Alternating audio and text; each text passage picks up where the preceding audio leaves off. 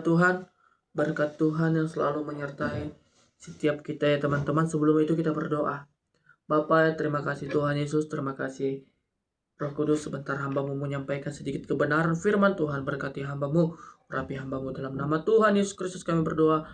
Haleluya, amin. Oke, kita akan membahas tentang rencana siapakah Yesus disalibkan. Ini sudah berulang-ulang kali ya teman-teman yang disampaikan oleh teman-teman. Mari kita buka saja di dalam Kisah Para Rasul 2 ayat 23 supaya kita jelas ya teman-teman, supaya kita tahu kebenaran firman Tuhan. Kita akan buka Kisah Para Rasul 2 ayat 23. Dia yang diserahkan Allah menurut maksud dan rencananya, yang telah kamu salibkan dan kamu bunuh oleh tangan bangsa-bangsa durhaka. Lihat, siapa? Dia yang diserahkan Allah kan?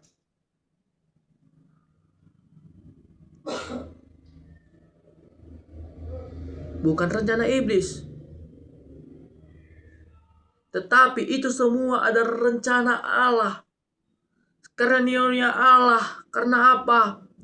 Karena semua manusia telah berbuat dosa. Jadi penyaliban Yesus adalah rencana Allah. Supaya setiap orang yang percaya kepadanya tidak binasa, melainkan memperoleh kehidupan yang kekal.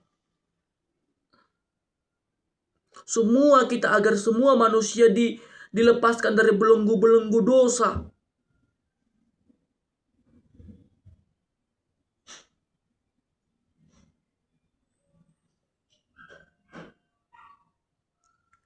Jadi teman-teman yang dikasihi Tuhan, penyaliban Yesus adalah rencana Allah. Karena kenapa? Kita buka dalam Roma, teman-teman. Roma 6 ayat 23 ya teman-teman. Inilah misi Yesus. Misi Sang Bapa untuk Yesus datang ke dunia ya.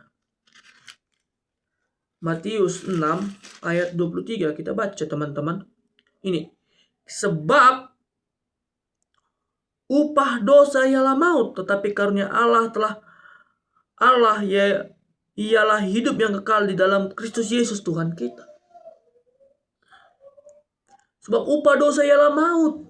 Maut sudah berkuasa pada masa ini teman-teman. Karena Adam dan Hawa jatuh ke dalam dosa. Tetapi apa itu 22? Tetapi sekarang setelah kamu teman-teman. Jadi oleh karena itu penyaliban Yesus adalah untuk menebus setiap dosa umat manusia. Karena nggak ada manusia yang bisa menyelamatkan manusia. Setelah Yesus disalibkan dan bangkit, hai maut, di manakah sengatmu?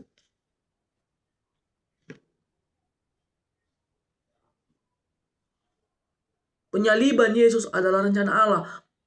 Dia datang ke dunia untuk menyelamatkan setiap dosa-dosa kita. Dia telah memerdekakan kita yang tadinya kita berdosa. Tetapi Sang Juru Selamat datang untuk menebus setiap dosa kita. Itu adalah rencana Allah. Karena begitu besar kasih Allah akan dunia ini sehingga Ia rela mengaruniakan anak yang tunggal supaya setiap orang yang percaya kepadanya tidak binasa, melainkan memperolehkan kehidupan yang kekal. Ketika Yesus disalibkan,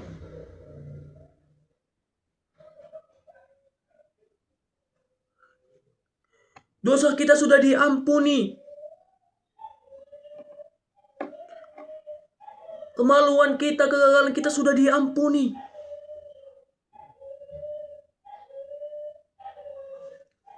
Teman-teman,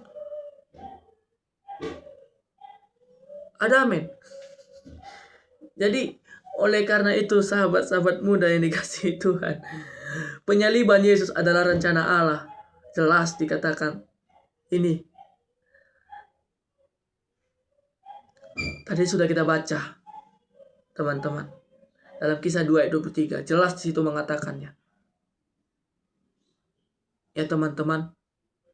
Lalu apakah kalau rencana iblis, apakah berarti jasa si Yudas Iskariot, jasa iblis? Enggak. Itu adalah rencana Allah. Itu adalah misi Allah. Untuk apa? Untuk semua manusia memperoleh kemenangan. Karena kita sudah dimerdekakan oleh salib. Karena kematian Tuhan Yesus membawa kita memperoleh kemenangan. Yang tadinya kita harus dihukum.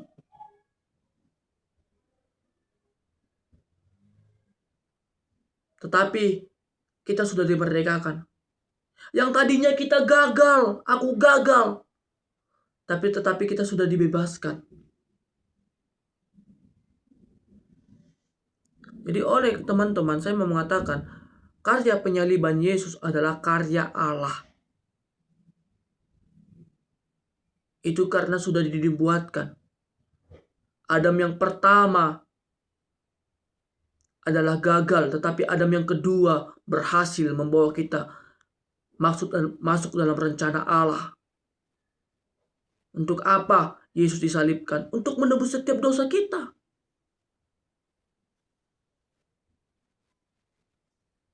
Jadi teman-teman, sahabat-sahabat muda, kenapa Yesus disalibkan? Yang pertama karena dosa. Kenapa Yesus disalibkan? Yang kedua, supaya kita diselamatkan. Anugerah terbesar dalam setiap kehidupan kita adalah penyelamatan Yesus Kristus.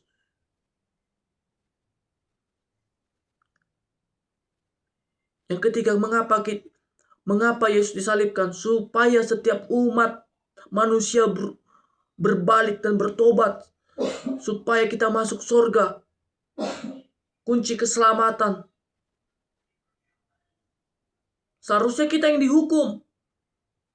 Tapi melalui dari karya salib Yesus, kita diselamatkan.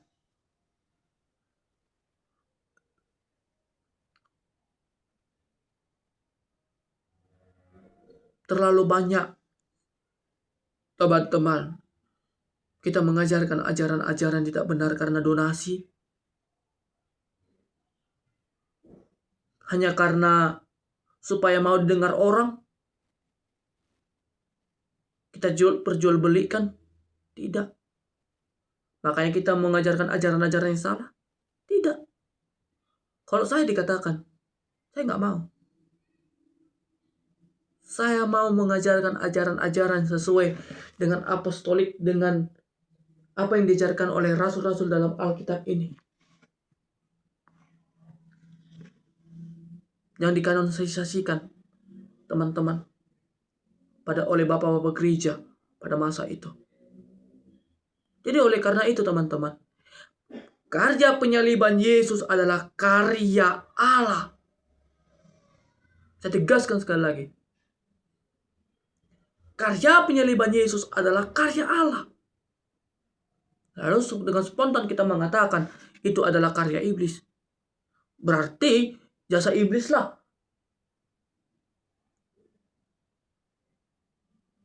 Kalau itu dalam pemikiran kita maunya mau kita Alkitab ini kan.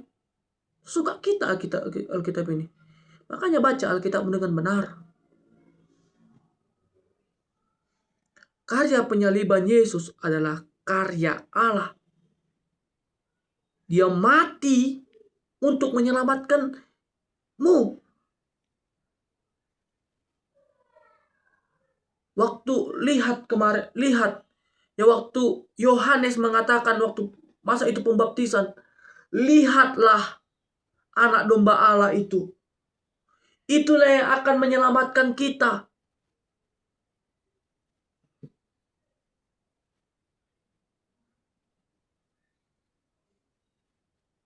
Jadi teman-teman, karya penyaliban Yesus, sekali lagi saya mau tegaskan, karya Allah. Ya teman-teman, itu adalah karya Allah. Untuk apa Yesus disalibkan? Hanya untuk menyelamatkanmu. Hanya untuk menyelamatkan kita. Seharusnya kita yang berdosa, yang dihukum ke neraka. Tetapi melalui dari karya salib, kita sudah dibebaskan. Hari ini adalah hari kebangkitan. Masa lalumu sudah diselesaikan di kayu salib.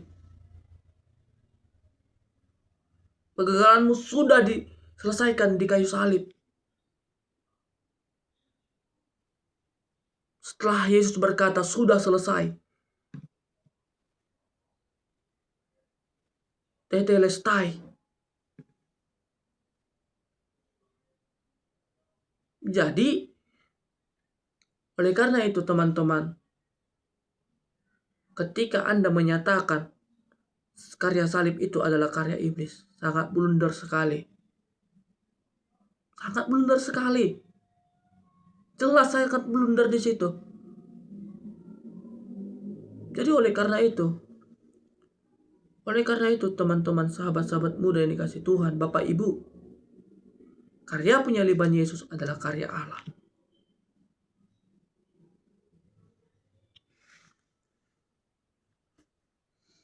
Jadi oleh karena itu teman-teman,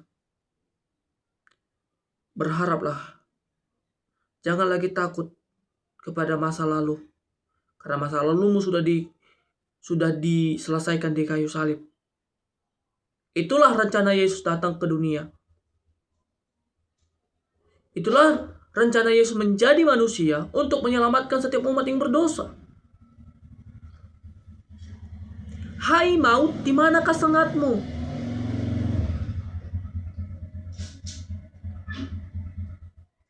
Jadi oleh karena itu, setelah itu kita sudah dimerdekakan. Hari ini Yesus sudah bangkit.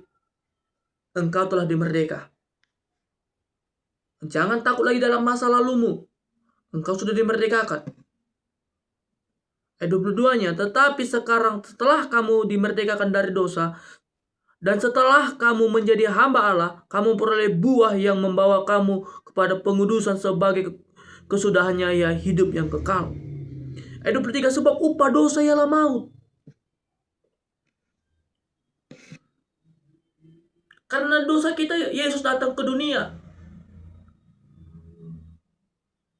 Gak ada manusia yang bisa menyelamatkan manusia. Jadi teman-teman, sahabat-sahabat muda yang dikasih Tuhan,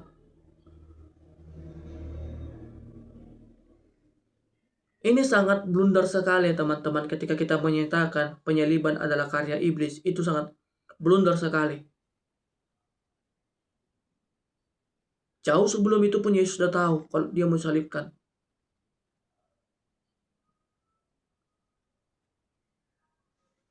Jadi oleh karena itu, teman-teman, hati-hati dengan pengajaran-pengajaran yang diajarkan, yang ada di media sosial ini. Jangan hanya karena cari donasi, sekali lagi saya bilang, jangan karena hanya mencari donasi kita melembangkan Alkitab ini.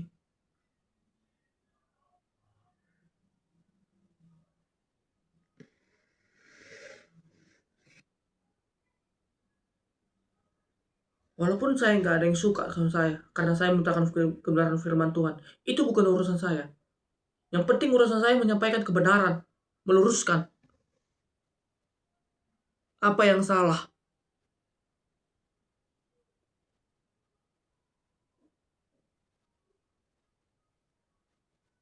Jadi teman-teman, karya penyaliban Yesus adalah karya Allah. Karya penyaliban Yesus adalah rencana Allah, rencana Sang Bapa.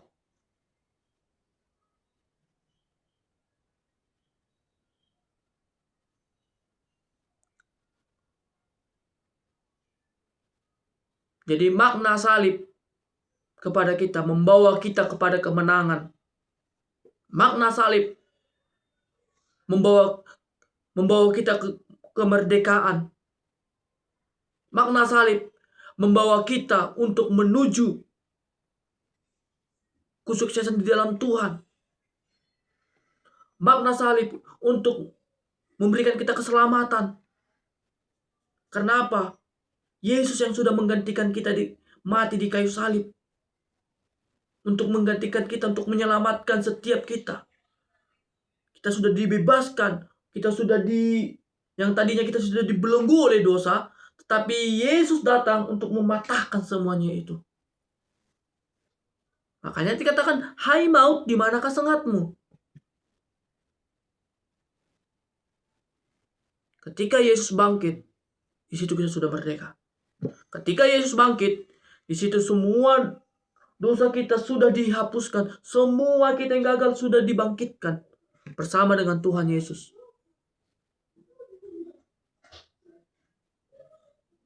Yesus membawa kita harapan baru. Yesus memberikan kita rencana baru. Engkau yang tadinya gagal, ketika engkau berharap pada Tuhan, kau letakkan di kaki salib Yesus, engkau menjadi berhasil. Ikutilah Yesus. Ikutilah kebenaran firman Tuhan. Maka kamu akan dimerdekakan. Tuhan Yesus memberkati. Shalom. Kita berdoa. Terima kasih Tuhan Yesus. Terima kasih Bapa. Kami sudah mendengarkan dan kebenaran firman Tuhan. Biarlah Tuhan Yesus benaran firman Tuhan ini menjadi kekuatan bagi kami. Dalam nama anak-Mu Yesus Kristus kami berdoa mengucap syukur. Haleluya. Amin.